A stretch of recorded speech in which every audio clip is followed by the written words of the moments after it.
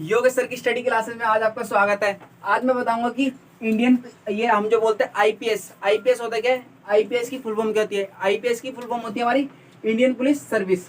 ठीक है, आज हम बहुत से लोग, हर साल लाखों लोग आते हैं जो इस बात पे क्या नाम है इंटरव्यू देते हैं, क्या नाम है एग्जाम की तैयारी करते हैं, यूपीएससी की तैयारी करते हैं बहुत सारे। बस उसमें से लाखों लोग में से कुल मुश्किल से मुश्किल कुछ ही लोग पास हो पाते हैं। क्यों पास हो पाते हैं? जो उनकी कुछ कमी है, जो वो पूरी तरीके से क्लियर नहीं कर पाते, जो वो कहाँ रह जाते हैं कहाँ नहीं रहते, ये उसमें बताया जाता है। ठीक है, अब हम बात करेंगे जैसे कि उसके अंदर बहुत सारे मैनी एग्जाम, बहुत सारे तरह तरह के एग्जाम क्लियर करने पड़ते हैं, जो देना बहुत कठिन पड़ जाता है। कुछ बंदे वहां रह जाते हैं और कुछ फिजिकल में रहते हैं। ठीक है, हमारा फिजिकल एग्जाम भी क्लियर करना जरूरी होता है। अब बात आती है हमारे एवरी ईयर लाखों लोग, मतलब लाखों लोग हर साल कितने एग्जाम देते हैं, पर कुछ ही लोग ही इसमें से सिलेक्ट हो पाते हैं। अब आगे कह रहा है एलिजिबिलिटी। बहुत लोगों को तो ये नहीं पता इसमें एलिजिबिलिटी क्या होती है, बहुत लोगों को ये नहीं पता इसमें एलिजिबिलिटी क्या होती है। बस एग्जाम की तैयारी करते हैं और इसमें यूपीएससी के लिए ग्रेजुएशन करते हैं, ग्रेजुएशन करने के बाद यूपीएससी में एग्जाम की दे देते हैं, पर वो रह जाते हैं। ठीक है, अब क्या चीज होनी चाहिए? ठीक है, अब क्या नाम है एलिजिबिलिटी क्या होनी चाहिए? इसकी एज है 21 से लेके 30 साल तक होनी चाहिए। ठीक है, एज कितनी दे रखी है? 21 से लेके 30 साल। बट जो एससी और एसटी, जो शेड्यूल कास्ट और एससी कास्ट के, उनकी जो 5 साल तक की छूट मिल जाती है। अब आगे पूछ रहा है हाइट लिमिट पूछ जाए, तो अगर हाइट पूछे, अगर हाइट है इसमें 165 सेंटीमीटर उसकी हाइट होनी चाहिए।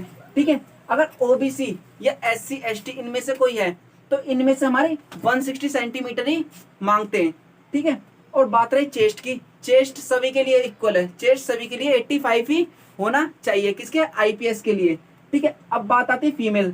फीमेल मतलब स्त्री की। अगर स्त्री को इसमें जाना चाहती है, किसके? आईपीएस ऑफिसर बनना चाहती है, तो उसके लिए हाइट होनी चाहिए उसकी 150। एससी एसटी अगर ओबीसी इन कैटेगरी में अगर हो वो, तो उसके अंदर 145 सेंटीमीटर उसकी हाइट चाहिए। अब बात करें उसके चेस्ट की, औरत की जो छाती कितनी होनी चाहिए? 79 सेंटीमीटर उसकी छाती होनी चाहिए। ठीक है, अब आई साइट की बात करें, क्योंकि उसकी आंखों का नजरिया सबसे ज्यादा मैन होता है उसके अंदर। अब विजन क्या नाम है? 6/6 होना चाहिए, या क्या नाम है 6/9 तक होने चाहिए। एक तरह से ठीक आइस है। ठीक आइस का मतलब बिल्कुल परफेक्ट आइस कितनी होनी चाहिए, जिसकी विजन कितना होना चाहिए? 6/6 या फिर 6/9, बिल्कुल ठीक आंखों की ये पहचान होती है। अब बात करें वीक आंखें कितने से कितने अधिक नहीं होनी चाहिए, ज्यादातर क्या नाम है 6/12 या आपका लगा लो 6/9, इतनी वीक आई साइड वीक नहीं होनी चाहिए। अगर इससे अधिक होती है तो आपको नहीं रखा जाता। अब बात आती है क्वालिफिकेशन। लोग बाग को इसकी क्वालिफिकेशन भी काफी समझ, सब सोचते यूपीएससी एग्जाम कैसे दे, अब उसके लिए किसका फॉर्म भरे। कुछ बंदे होते हैं जो लाखों लोग भर, मतलब इसमें सोचते हैं पर नहीं कर पाते हैं, वो छोटी मोटी पोस्ट पर ही आके अटक जाते हैं। अब आती है क्वालिफिकेशन। अब इसकी बात करें क्वालिफिकेशन, क्वालिफिकेशन इसकी 12th पास होनी चाहिए एनी स्ट्रीम से, कोई से भी, तुम्हारी आर्ट्स साइड हो, कॉमर्स साइड हो, या आपकी साइंस साइड हो, कोई सी भी साइड हो, आपकी आर्ट साइड होनी चाहिए।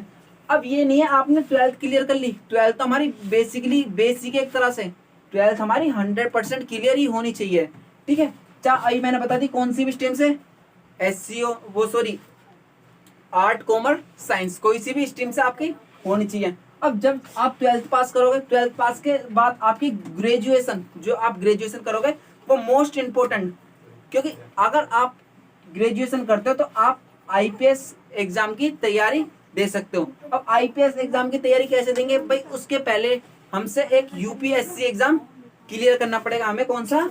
यूपीएससी एग्जाम क्लियर करना पड़ेगा। ठीक है, अब वो अप्लाई करेंगे हम यूपीएससी के, जो हमारा ये एग्जाम कौन करवाएगा? हमारा यूपीएससी कंडक्ट करवाएगा ये वाला एग्जाम। ठीक है, इफ यू गिव आईपीएस, तभी आप कौन सा? आईएएस हो गया, आईपीएस हो गया, आईआरएस हो गया।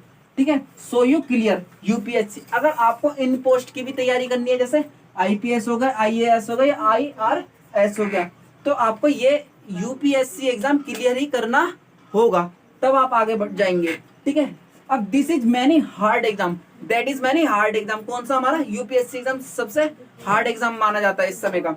ठीक है, अब यूपीएससी अगर आप क्लियर कर लेते हो, यूपीएससी अगर क्लियर कर लो, तो उसके बाद हमें 3 मेन एग्जाम देने पड़ते हैं, 3 मेंस एग्जाम। पहला आता है प्रीलिमिनरी, वो प्रीलिमिनरी एग्जाम जो कि 200 नंबर के होते हैं। फर्स्ट एग्जाम हमारा ये होता है। इसके बाद ये कि 200 नंबर के 2 एग्जाम हमें क्लियर करने होंगे जो कि हमारा ऑब्जेक्टिव होते हैं। ये हमारे ऑब्जेक्टिव क्वेश्चन आंसर आते हैं इसमें, उसमें आपको ऑब्जेक्शन में देना होगा। ठीक है, अब आता है द मेंस एग्जाम। जो मेंस एग्जाम काफी हार्ड लेवल का टफ होता है। इसमें 9 एग्जाम होते हैं, वो भी रिटर्न। आपका जो फर्स्ट एग्जाम हुआ था उसमें आपके 200 नंबर के 2 पेपर हुए थे जो कि कौन से हुए थे हमारे ऑब्जेक्टिव। अब इसमें देने पड़ेंगे आपको 9 एग्जाम जो कि विद उसके इंटरव्यू देने पड़ेंगे। ठीक है, अब आता है उसके बाद जब आप ये एग्जाम क्लियर कर लेते हो, अगर आप ये एग्जाम क्लियर करते हो उसके बाद जाना पड़ता है आपको इंटरव्यू के लिए। पर इंटरव्यू जब जाएंगे, पर उससे पहले जो हमने मेंस एग्जाम दिए, जो मेन एग्जाम दिए जो कि थ्योरी और इंटरव्यू दिए, पर उसमें आपको टॉप रैंक प्राप्त होनी चाहिए। कहने का मतलब है टॉप रैंक आनी चाहिए आपके, बिल्कुल अच्छे मार्क्स आने चाहिए। और फिर आप देंगे उसके बाद पर्सनल इंटरव्यू। सेकंड स्टेप, जो थर्ड स्टेप आता है हमारा इंटरव्यू, उसमें होता है आपका ये पर्सनल इंटरव्यू। उसमें आपको कोई ऐसे छोटे मोटे सवाल नहीं पूछे जाएंगे, उसमें आपको ऐसे सवाल पूछे जाएंगे जो ही काफी ट्रिकी सवाल होंगे, जो बहुत मुश्किल पड़ जाता है। ठीक है, अब उसके लिए तो हम तैयारी करेंगे, जो हमें क्लियर करेंगे। जब हम तैयारी करेंगे तो जब भी तो हम क्लियर कर पाएंगे। पर ट्रिकी सवाल काफी हार्ड होते हैं, उसके लिए आपको अभी से ही तैयारी करनी पड़ेगी। ठीक है, अब आता है ट्रेनिंग। अगर आप ये सब एग्जाम क्लियर कर लेते हैं, जैसे मैंने आपको बताया, फर्स्ट आता है हमारा 12th पास एनी स्ट्रीम बोर्ड से होनी चाहिए, चाहे आपकी साइंस हो, कॉमर्स हो और आर्ट हो। उसके बाद हमारी इंपॉर्टेंट होता है, जरूरी है अगर हम ग्रेजुएशन करते हैं तो हमें यूपीएससी के लिए अवेलेबल हो जाते हैं। अब यूपीएससी एग्जाम क्लियर करना बहुत जरूरी है। अगर हम आईपीएस की तैयारी करना चाहते हैं, आईआरएस की करना चाहते हैं या आईएएस की करना चाहते हैं, इसके लिए हमारा बहुत जरूरी है यूपीएससी एग्जाम देना। ठीक है, और उसे पास करना, एग्जाम देने के बाद भी उसे पास करना, तब हम आगे बढ़ पाएंगे। ठीक है, अब उसके बाद मैंने बताया आपको 3 एग्जाम देना पड़ता है, फर्स्ट, सेकंड, थर्ड। फर्स्ट हमारे में 200 नंबर के 2 एग्जाम होते हैं जो कि ऑब्जेक्टिव होते हैं। और तीसरा आता है हमारा मेंस एग्जाम, जिसमें मेंस एग्जाम के अंदर हमारे 9 एग्जाम होते हैं।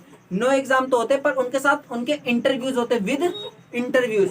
ठीक है, अब इंटरव्यू फिर बाद में आता है लास्ट के बाद आता है हमारा इंटरव्यू। इंटरव्यू में क्या करना होता है हमें, क्या नाम है, पर्सनल इंटरव्यू होता है। जैसे मैंने बताया था, उसमें ट्रिकी सवाल देते हैं, मतलब पर्सनल इंटरव्यू। उसमें ट्रिकी सवाल आएंगे जो काफी कड़ी मेहनत करनी पड़ेगी उसके लिए आपको। ठीक है, और ये सब क्लियर करने के बाद आप जाओगे ट्रेनिंग पे। जब आप ट्रेनिंग पे जाओगे तो उसके लिए ट्रेनिंग कहाँ मिलेगी आपको, मसूरी या हैदराबाद। जब यहाँ से ट्रेनिंग पूरी हो जाने के बाद फिर आप एक पूरी तरीके से आईएएस आईपीएस बन सकते नहीं, पूरे बन ही जाएंगे। फिर आप बनने के बाद आपकी पोस्टिंग होगी आप जहाँ जाना चाहते हो। ठीक है, अब जो मैंने जो इतना बताया, इसमें यही है, अगर आप इन रूल्स को फॉलो करते हो, अगर आपके मन में है आईपीएस बनने के लिए, तो आप पहले अपने अंदर ये क्वालिफिकेशन देखो, ये सब देखो, अपनी आई सेट देखो, अपनी हाइट देखो और अपनी चेस्ट देखो, वरना आप ये आईपीएस बनने के लिए अवेलेबल नहीं हो। क्योंकि बहुत लोगों के साथ ये होता है जो आईपीएस के लिए लाखों एग्जाम देते हैं, पर कुछ ही लोग पास हो पाते हैं, जो इन्हीं सब में रह जाते हैं। कुछ फिजिकल में रह जाते हैं, कुछ हाइट में रह जाते हैं। ठीक है, बस आज की क्लास में सिर्फ इतना था। अगर नेक्स्ट वीडियो के लिए अगर आपको बता दूं, अब हमने बताया आईपीएस बनने के लिए क्या, अब करेंगे आईएएस बनने के लिए क्या क्वालिफिकेशन होना चाहिए, ये हम करेंगे नेक्स्ट वीडियो में बात।